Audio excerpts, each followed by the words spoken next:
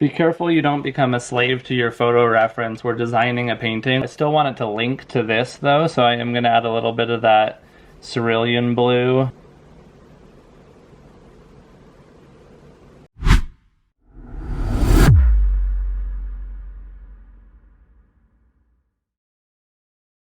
Okay, I'm just going to do a quick little color study here. I'm going to work on a larger 24 by 24, but this one I wanted to start with a little sketch just to kind of get the general color and value relationships down. So I'm not going to get into a lot of details. I'm just going to get the general idea. And soon I will be uploading the larger studio version. So subscribe to the channel if you want to see that. And I'm just going to jump right in.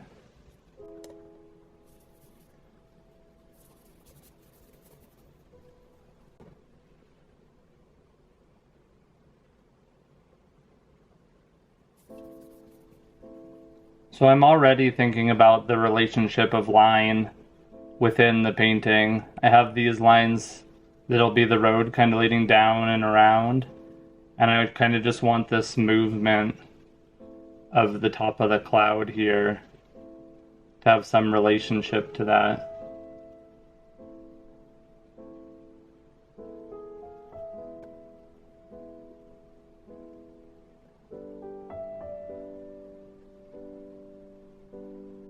I find a lot of people change a little too much in their paintings when referring to the reference that they're using.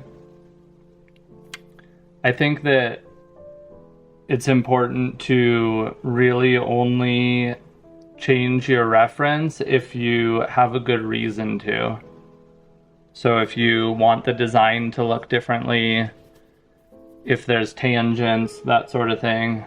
But otherwise, if there's no reason to change your reference, then I think nature does the best design, unless you're conscious of why you're changing it. I'm trying to remember what I was seeing when I was out on this walk, and what it was that was really interesting about this giant cloud here. And I think what it was sort of this bigger kind of, this shape up here was sort of like a slightly cooler, kind of grayer shape, pretty flat shape. And then we had this big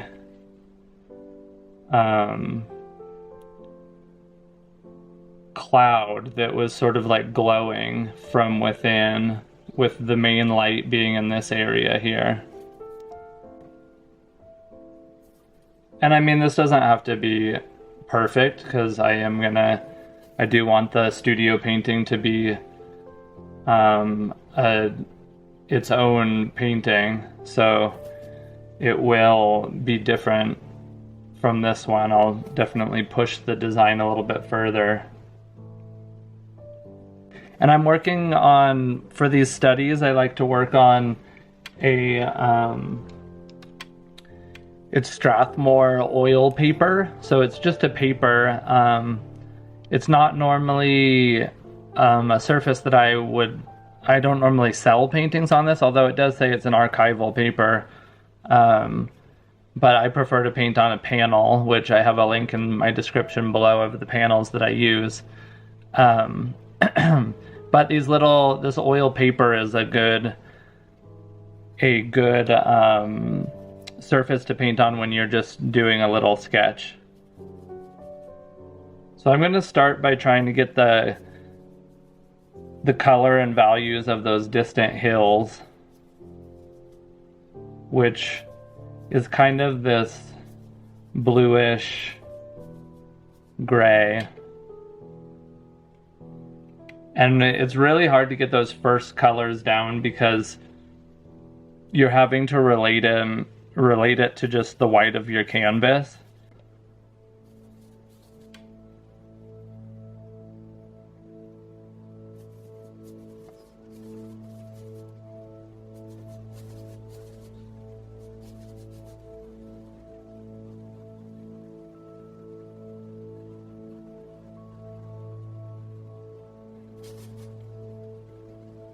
It's important that these first colors I put down are the right value, but in terms of the color temperature, I'll change that as I paint consecutive layers on top.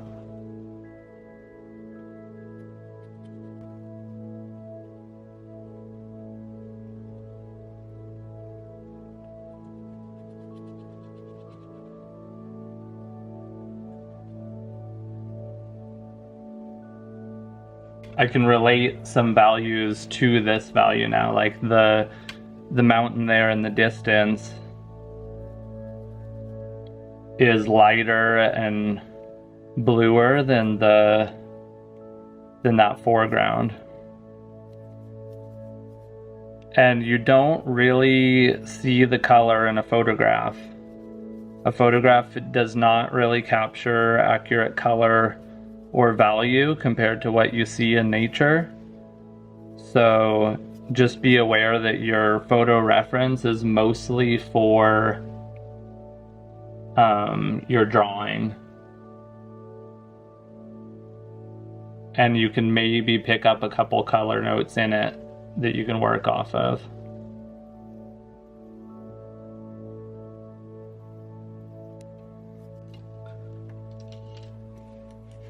So now I'm going to put in the lightest light because this is kind of a little bit lower of a key painting.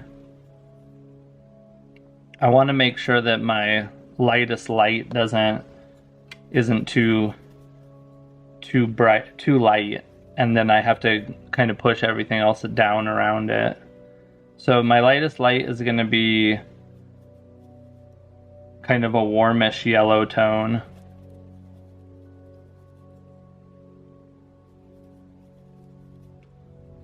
But I want to be quite a ways away from white as my lightest light in this painting. So I'm just adding some warmth. Let's see how this looks as the lightest tone. See, and look how dark that is compared to the white of the canvas. I think it's hard to tell with the white of the canvas there, so I'm going to mass in the larger shape of the cloud.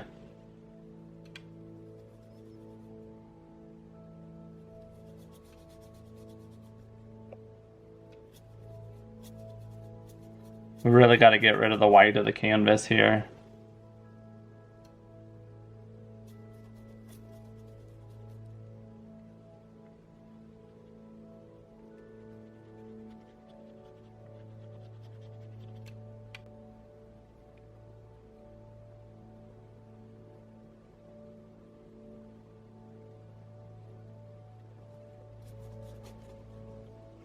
In my photo reference, I can kind of pick up a little bit of how it's going into the kind of redder, oranger part of the color spectrum on the bottom part of the cloud, and then as it moves up into the light, it goes more towards more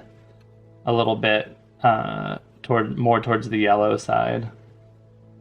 So let me just mask this whole area, and this will all get altered with the shadows and lights and everything, but I'm kind of just trying to get a general idea of my overall color scheme for the painting. When I kind of squint at the photo reference, I'm seeing this as kind of a slightly less chromatic than kind of the blues that are up in the sky over there. This is kind of like purplish gray, and it's darker than the cloud, but quite a bit lighter than the distant mountain. So I'm going to try to mix that up now.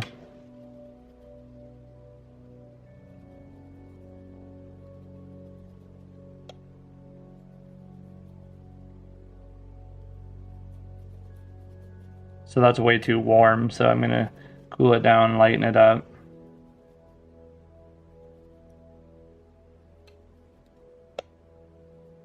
And let's see how this looks.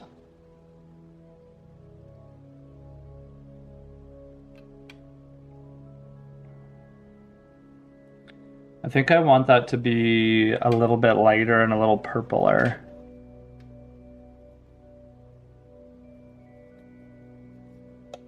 Let's try this. Whoops, I got a little bit too much of that transparent red oxide in there. Okay, I'm gonna just kind of mass in this whole area.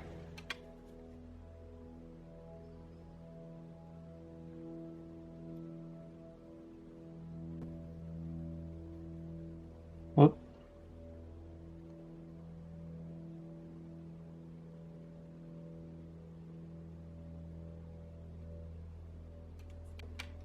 Be careful you don't become a slave to your photo reference. We're designing a painting. We're not just copying that photo reference exactly as it is. I know I said earlier that have a good reason to change it, but you really should have a lot of good reasons to change it, in my opinion. Okay, so I'm mixing kind of this lighter tone. It's still darker than the cloud, but it's really close. And it's kind of this greenish blue.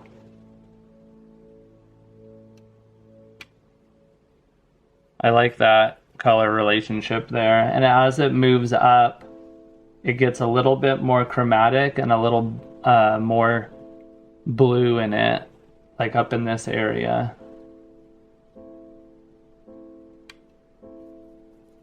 I feel like this color combination so far, just by pushing the colors a little bit more than what my photo reference is showing, and kind of going off of my memory of what I was seeing on the scene, is really a nice color combination.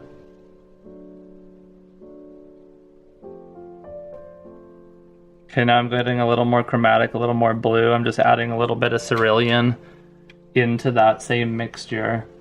And that just went way too dark, so I'm gonna have to lighten that up. Adding some white and a little more cerulean to keep the chroma up.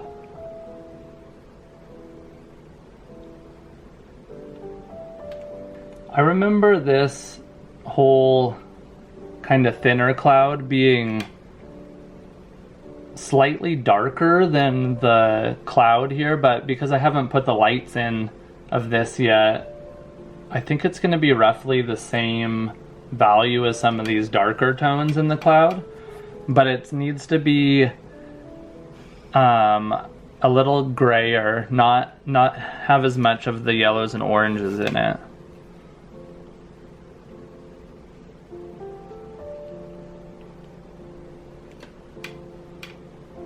It's pretty subtle, but I think that that's a good color to start with there.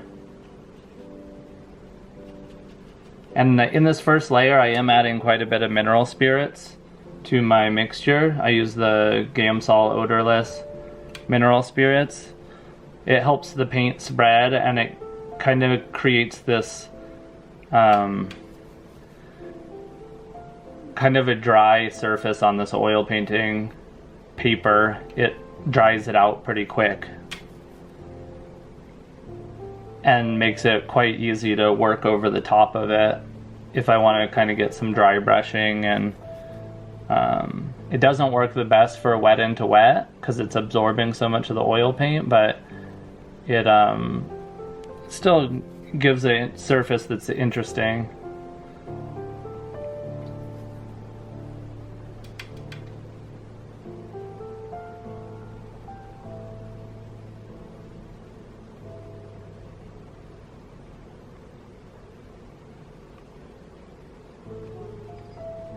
So I'm gonna mix up a little bit of a grayer, kind of darker, because as the sky moves up in a way, it gets darker and kind of more purplish when you get super high up. So we've gone from kind of this bluish, yellowish color that's lighter, and then a little bit darker as we moved up into a bluer, and then as we move up even further, it's going to get more towards the purple part of your range.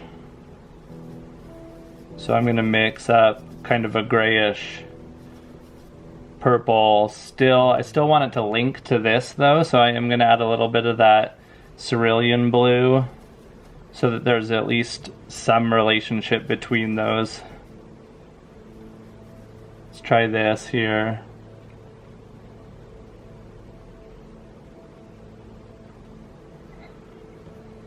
I want it to be darker than this cloud.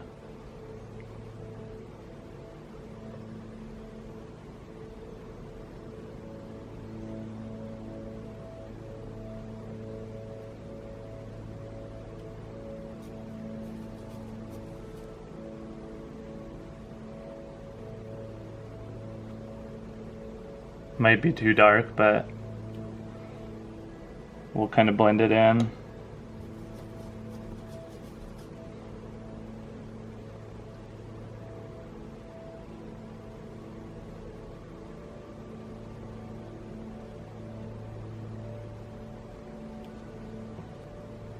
Okay, now I'm going to get this road in, which is quite a bit lighter than the surrounding area and a little bit more towards the oranges and reds of the spectrum, but it is still in shadow, so I don't want to go too chromatic with it. Mix some of the blues in. Let's see how that works.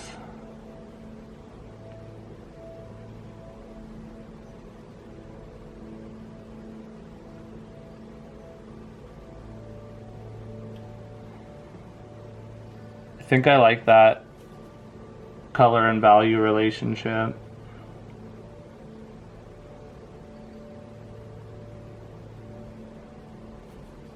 And as it goes further away from the viewer, it needs to get a little cooler.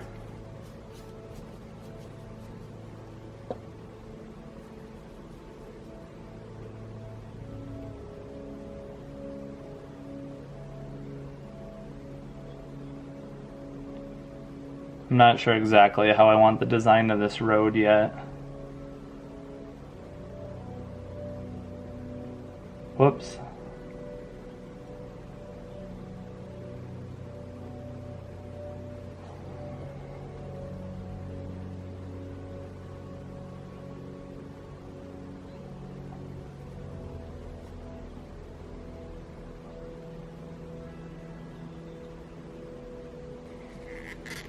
Okay, now I'm seeing that cloud is pretty dark, but I know that my camera made it a little bit darker than it actually is when I took the photo, so I will lighten it up from what the photo reference is. But the things that are helpful are kind of seeing how the cloud is getting slightly darker as it moves this way and lighter as it moves towards the right, so I will try to achieve that, but I'm going to sort of lighten it up in general just because the camera often makes your clouds a little bit darker.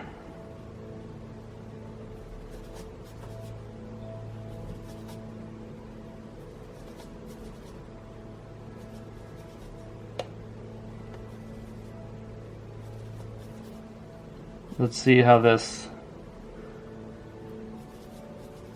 kind of grayish purple color works.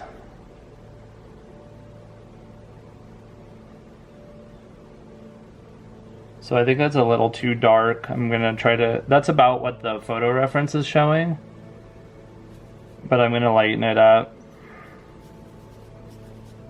Let's try this.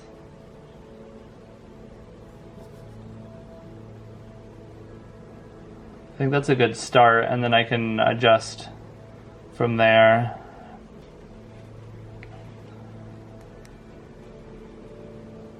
Okay, and then I'm just gonna get some of the distant blues underneath this kind of purplish area. I kind of do like the oversimplification of that area, so it's possible that I maybe keep it that way, but I'm not sure. I might experiment on this painting, and then in the bigger one I might try to just keep it simple. Okay, so let's get some of that really nice kind of light blue that's way off in the distance.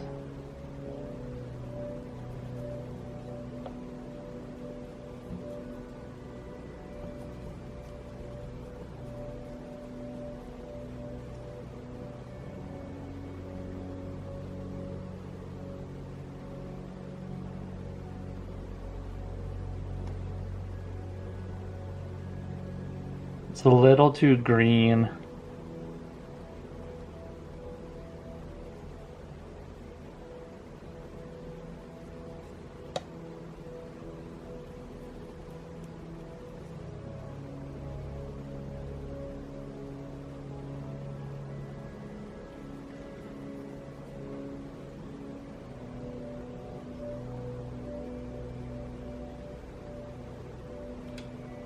A lot of variety in these tones, in these colors, makes it kind of more interesting.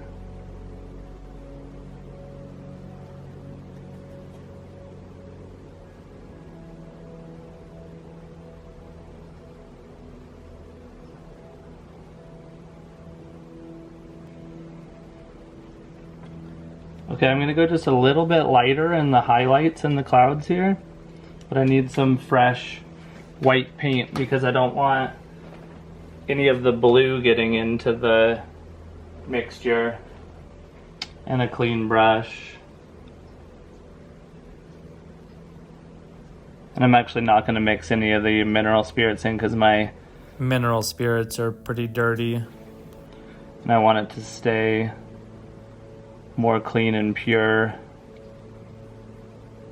So I'm mixing a little bit of the yellow into it. Tiniest bit of yellow.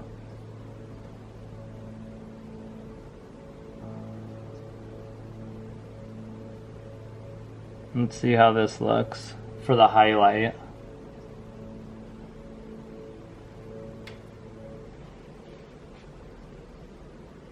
It needs to have a little bit more color in it.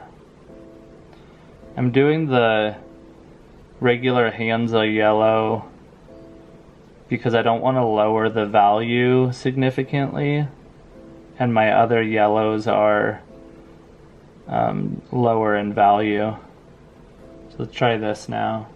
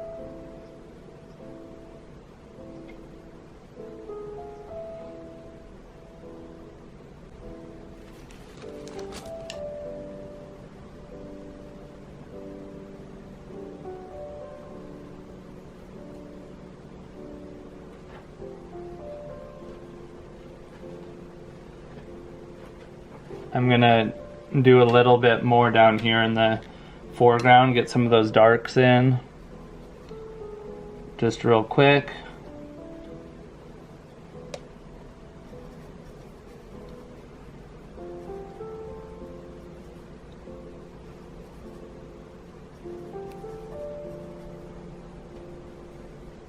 I don't want to distract too much from the sky, so I'm gonna kind of make these shadows a little bit higher key, a little bit lighter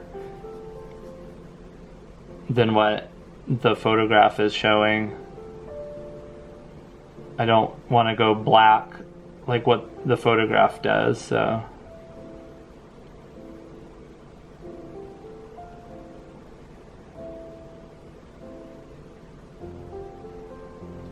Making sure I'm making a variety of sizes here. I don't want these shapes to get too repetitive.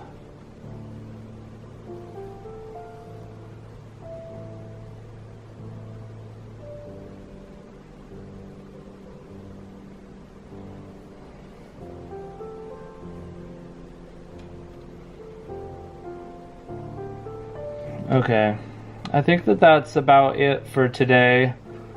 I think that it's a pretty nice little color study. I didn't get into too many details, which is what I was attempting to do. It's really just about getting the overall idea and sort of the overall value and color relationship, so that when I do work on the larger version, which I'll be posting soon, when I do work on it, I'll already have some of those decisions that already made. Try just a little bit more dark in this area. A little warmer too. I'm seeing how that relates to everything else if it's too dark.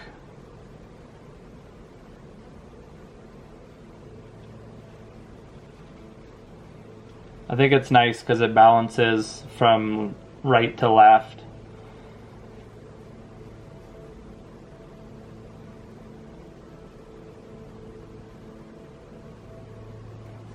Okay, that's about it. This color study took me about an hour, maybe a little bit more than an hour. And there is some stuff that I'll probably want to change a little bit in the larger studio piece. I might put a little bit more information in some areas. But at a small scale, I think that the composition is interesting, and I think that the color and value relationships are interesting. So I'd say it's a successful little color study, and we'll take it up to a larger version here soon.